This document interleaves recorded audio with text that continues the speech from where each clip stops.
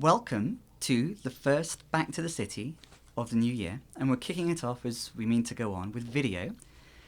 This is Tom. Mm-hmm. This is Ben. Mm-hmm. This is Conrad. Mm-hmm. This is Simon. This is Simon.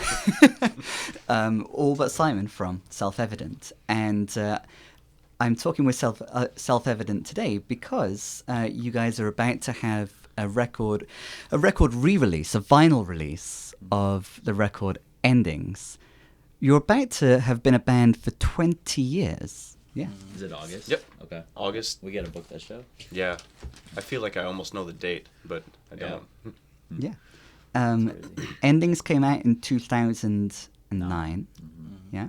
Right. So it was his second full length. Yep. Yeah. But as a band, we did have material previous to that. Yeah. Those were prolific times. Think about it. Yeah, Compared to how fast we write now, I mean, those were very prolific times. A lot of work has gone into how are we going to describe what we sound like. Yeah. An inventive, melodic math rock band with vocals. So what's most important about that definition Rock. of Self-Evident? Rock? Yeah, the rock Okay. aspect of it. In the bio, I think it says that you've applied a unique, intricate, and smart formula to standard rock songwriting, conjuring music that is very resistant to categorization, math, indie, jazz, punk, post-rock, all of those and more, but there's a strong emphasis on uniting them into often a 3-minute song, so relatively short, I think perhaps for the general genre of math. Sounds like a catch-all. That's the pop sensibility. I Yeah, guess, you know. you do kind of have a pop sense, and melody with a strong melodic sense Right. is what it highlights, and melodic math rock is highlighted in, in your slogan. Let's call it. So, It's what's not the as significance? Tappy, it's not as Yeah. noodly. It's we get more to the point, and it's more about the I don't know. I think Yeah. what we do it's technical, Yeah. but we try to mask it in a way that it's not alienating to people. Sure. Like if you just want to check out a good 3-minute rock song, you can listen to us, and if you have a background in music, or if, there's different levels or different ways Yeah. to, you know what I mean? Not to... Absolutely. Yeah. Yeah. Yes. And it's not just the definition of the band that came with Ben, but also, I was reading an old Pulse of the Twin Cities piece that came out just as the record Self-Evident was coming out, which was the first that had Ben on. Yeah, And 2007. Yeah, 2007. Yeah. And words in that Pulse of the Twin Cities piece to describe Ben's drumming included straightforward, deliberate, more straightforward and deliberate than the previous manifestation of Self-Evident. Mm-hmm. And the Pulse piece also highlighted that the record was all about rhythm. And there was almost like we talked that we used pop sensibility in a kind of joking way before, but there is a pop sensibility, I think. Mm-hmm. So what is because this is, as we established, a little bit before Endings. 2007 is Self-Evident, and then there's the Billions EP, which I understand came from the same sessions. Mm-hmm. It was recorded at the same time. Yeah. It was the extra songs that we had, because we learned 19. Well, I came in and learned, and we wrote, some of them. And recorded. Some of them Yeah. recorded 19 songs in a single So there was session. even extra songs beyond the Billions Yeah. EP that Right. we'd use later. Which actually Swell was part of that too, which came out on the Traveler. Oh, sure, the most recent 2015, record. yeah. Looking back at this Pulse article, with it saying that there's a more straightforward and deliberate style in the drums, rhythm has become more important for the band. Would you like to elaborate any more on the transition that happened going into Self-Evident, the record Self-Evident, and then beyond that, what's the difference between Self-Evident and Endings? Well, I think, I don't know if rhythm had changed or become more prominent, but I think what the difference is that Ben wrote specific parts, just as Conrad and I wrote specific parts. Right. So, Brian, the original drummer, he would do a lot of improvisational stuff, and he would, sometimes, the song, the groove, the whole thing would change from time to time we were playing. And there's nothing wrong with that, but I think it really when Ben came in and wrote these very deliberate, specific parts for these songs, it really honed the song in and worked to bring everything together. You know. Yeah. It's one of the things I wanted to do. Like when I joined the band, was like, at first I was like, we should form something new, because I really wanted Get a new singer. Yeah, no, like, I don't know, like, I was originally thinking, like, well, let's just do something different. Like, let's not do self-evident. You want to change the name? Yeah, I did. Oh. Yeah. Well, that backfired. You ended up with a record called Self-Evident. Yeah. But then we Well, let's wait till 20 years and we'll change the name. They had a couple songs. They had, how many songs? I don't know. Like, that were ready to go. I couldn't remember how many you learned and how many we actually wrote for those sessions. I think it was about half and half. Pretty even mix. Yeah. It might have been. Yeah. So remember, there was 8 to 10 songs that we already had written. But the parts were so different than what it ended up so being. we stripped them down and basically started from scratch. Yeah, cut parts out and we don't need this part. We don't, I did. I wanted to condense everything down and make it more, I don't know, not necessarily accessible, but just like more deliberate. What was the principle of selection to determine what was necessary?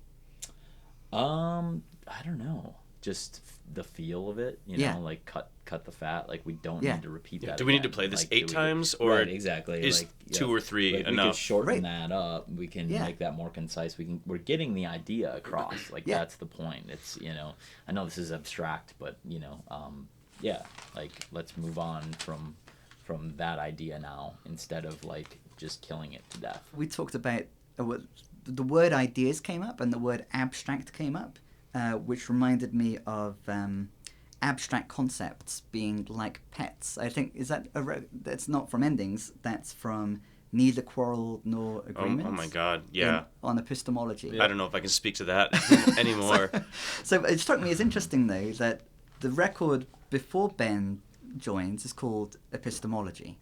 And so evidence, thinking of ideas, evidence, epistemology, like cognition, like idea, knowledge, these seem to be important ideas. I think they are, and I think there were themes on that record, but I felt that so much attention and focus was put on that. Or in epistemology? Yes. Yes. That it was received a little bit differently than, I hoped it would be. Okay. Like, I didn't want How did you hope it would be received? I'm not sure, but I didn't want people to think it was this heavy-handed, heady concept cerebral record. Yeah. Yeah. Because on the record cover of that, again, the record just the one before Ben joins and the one before Self-Evident, it says self-evidence epistemology, which reads almost like Spinoza's epistemology. Totally. Well, we had been watching a lot of David Icke videos at that time. So we were. It was a different time. Yeah. I mean, I'm not saying I don't still back that up a little bit. 05, right? Yeah. Yeah. Well, a lot of those songs were written in 03, 04. I mean, we recorded it in 04. Yeah. So yeah, it came out in 2005. I mean, that's 12 years ago. Being the lyrics writer and you got a beer. Some of these things. I mean, I fell into a track in college where I ended up becoming a philosophy major, and so I think a lot of that, I love philosophy too. So watch out. Sort of informs some of the lyrics that happened, and I mean, there's a little bit of stream of consciousness. There's a little bit of things that I think I know what I'm talking about, but and the band is called Self-Evident, so it's self-evident that Yep. epistemology would be. That's it. Would be I thought it was kind of a tongue-in-cheek thing to call the band that, and it was, Do you feel happier by now? Do you feel like the band is taking itself a little less seriously in that kind of very cerebral, philosophical way? But it's still there. The band is still, for some reason, you decided to still be called Self-Evident, and even called the first record as a new 3-piece Self-Evident. Mm-hmm. So how did you decide to keep that, and how did you adapt the philosophical component? Right? It was a rebirth thing. Like the phoenix from the ashes. Yeah. Yeah. Mm-hmm. Yeah. It's like, let's what should we call this? Well, let's come out of the gate. We didn't self-destruct her. I mean, ashes. It wasn't quite, But there was a minute though where we're like, should we keep doing this? I read the. No, there I mean, wasn't. a minute. A Well, I read- second. Yeah. They called me the Nanosecond. same Yeah. day. Yeah, we called- They called the we- same day okay. that Yeah. Brian Yeah. told them that. And then he the was next there. day, man. yeah. He was there, Yeah. and we're So- like, we're on the phone. So literally, there was a minute of A them minute. thinking that they weren't going to continue on. Which is a nice seg because time seems to be another recurring theme as well. And Yeah. so the record that you're about to release on vinyl, and we should establish that there are just 300 copies going to Yep. be available. Yep. Yeah. And people can already pre-order them on Bandcamp. Mhm. That's right. But you're going to have copies at Reverie. Yes. Of course. Yep. Yeah. Yep. So I hadn't worried about Selling out. selling all of them before the there might show. be some left. We have a box on set January aside, 20th. so- Yeah. Yeah. Just in case. And they're on clear vinyl, Yes. which is special. Yep. Yeah. Do And we at have the- a copy? I mean, can we? It's in the house. Oh, I mean, okay. I'd have to run It will probably show up at the end of the interview. Sure. We'll skip. There'll be. Yeah, exactly. They look nice. I'm really happy Yeah, with they how do. they turned out. So yeah, it's called Endings, and there are references in it to beginnings. To Before the Beginning is one of the tracks. That's just over 3 minutes. It's not wholly instrumental, but it's got less vocals on. Is that one that you ever play still? Mm-mm. I would like to. That's the one that's in like 5/16 or whatever, right? Yeah, So- it's a It's one of favorite the of mo- mine. Yeah, it's But- complex, and it. So the time signature is an unusual time signature, but consistent throughout. I think it's But this- in 5 the whole time through. Yeah. There's and it's very atmospheric for about a minute at the beginning. Then That's the before the beginning. that's the part. before the beginning part of Before the But Beginning. that was kind of like a studio joke too, Yeah. wasn't it? I mean, it, So- it perpetuated. I think that song didn't have a name until we were in the studio. And it had that atmospheric bit before the beginning. I think so. See, I think that's the story exactly tells what itself. happened, yeah. At what point did Everything All at Once get its name? Because there's one beat of the drum and then Everything All at Once. Right. And then at the end of the song, there's that same It closes one with beat of the same drum. thing. Yep. I don't know. I don't remember how that one. I hadn't thought about that, It's but probably it, just from the lyric. shouldn't right? admit that. Like, It's in the lyrics. So Yeah, oh, that's- yeah. And It's- that's not always the case. Like a lot of the songs have titles that are misrepresentations of like what we thought the lyrics were. Before- or like what me and Tom. Oh, thought what the you thought the were. lyrics were? Yeah. Yeah. There's a couple. Can you think songs of like one that. which, but Um, somehow it sticks because it's fun to counteract the philosophical component, perhaps, or it's even better than the trying to lyric would have think. been? Well, Steve Stevens. I mean, Yeah, Steve. Oh Stevens yeah, is that's one of those that's on our examples. last record or Yes. the 2012 Fortress. Yep. There's been a few. There's a of those, lyric where though. I say like keeping. Okay. And Tom, one of these guys was like, "What are you saying, Steve Stevens?" And I was like, "Yeah, I am." Steve Stevens. And you actually say Steve Stevens. Oh yeah, now, oh hell you yeah! do. I totally Yeah. changed it. Yeah. Yeah, I think There's been a few of there's another one on that record where, God, what was that? I don't even remember what the original lyric was, but then, I think it was Rob from Bear Claw. God, what's the new lyric? He's like, "Oh, get your freak on," Oh yeah, you get your freak on. which isn't that like a Missy Elliott song or something? It is. That's in Steve Stevens too, isn't it? Get Or- your freak on. Or is No, it- I think no. that's More in Phil famous. Collins. Oh, it's in Phil Collins. Yeah, that's right. So, he's like, yeah. Freak on. And I actually tried to record that vocal track in the studio, and Ben, like, I was singing something different. Okay. And Ben's like, no, wait, I thought you said get your freak on. You're going to say get your freak You're on. gonna say get I'm your like, freak on. But that And that song's has it only become- in the Japanese version of Okay. that record. Great. Or So the lots Japanese of stuff that I was going to bring up. release, So whatever. Bear Claw to begin with. Mhm. So once Ben had been in the band for maybe 3 years or something. In May 2011, then you were invited to play shows through 8 countries in Europe Mhm. with Bear Claw from Chicago. Yep. It was 2012 when we actually went. no. Okay. 11. Really? Was 11. it 11? Yep. Okay. 2012 was the Japan tour. Oh, okay. And and then when we built a fortress on what's it called? Short notice. On short notice. Mhm. Time again, actually. So when that came out, you released 2 different versions. One with Double Plus Good in Minneapolis, and one with Stiff slock? Slack. Stiff slack, yep. Stiff slack. And that was true In for Japan. endings as well. And, Oh, and the okay. self-titled. What is the difference? No. No, Sorry. no. Billions was Billions. the first release, Okay. the Japanese Slack, release, yeah. What was the rationale for the different versions, and what are the differences?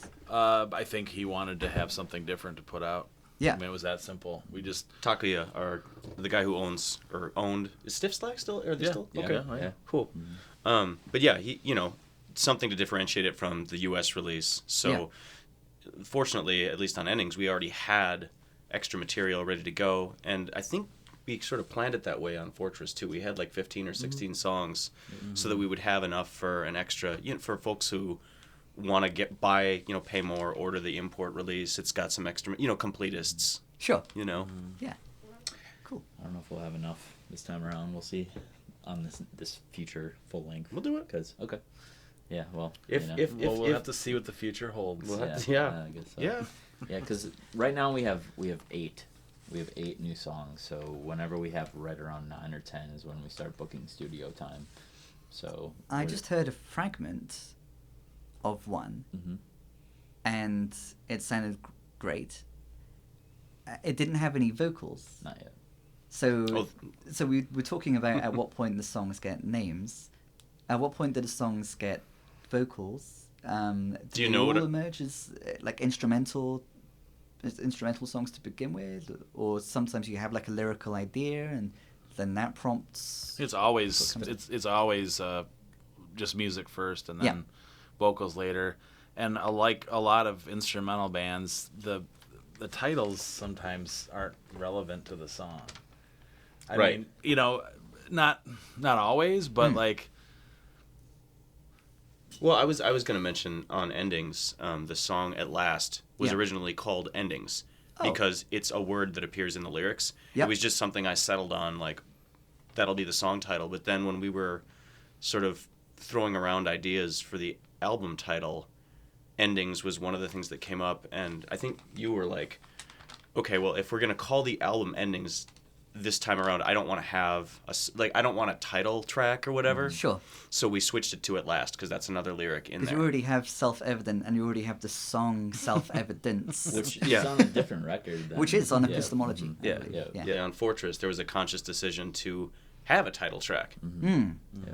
How did you determine which track was the title track? And That why? song didn't have a name. Okay. We were driving home from the sessions in Oklahoma with Carl at the Mousetrap, and we were just kind of listening to the recordings and the rough mixes and trying to decide, just still psyched about the whole experience. And somehow I was like, well, we could call that song "We Built a Fortress on Short Notice." It's kind of a mouthful, but Yeah. and you know what? It could be the title track. And I think in the same conversation, it was like, well, let's have it be the last song too. we have what we sound Yeah, like, that's and true. then direct, angular, and that's interesting because what you sound like is angularity is of course an Right. important part of that. Well, and for a while, like I think we were kind of just described as angular rock. Because it's angular sometimes, But we do have really pretty passages too. You do. There's these open parts that just like, don't have the angularity. They, we I don't know, we round it out. Yeah, some of the press. Bartertown and Cloudless and Yeah. There's certain parts that are just really pretty. one thing I took out the most of that session is from Brian Herb when we recorded that, was his- Angular. Yeah, Angular. Was that you don't need to repeat a part more than once, especially if that Yeah. part is amazing. So Brian was saying play that it even before once. This is a different Yeah. Brian. Oh yeah, Brian This Herb. is the Brian, guy- Brian Herb, he Yeah. recorded the record. Our Yes. our drummer was Brian Heitzman. Yep. So two different Brians, but anyway, yeah. But yeah, his whole philosophy Amazing was. sound engineer. Yes, I'm aware. Yep, great guy. Yeah. But his whole philosophy was like, leave him wanting more.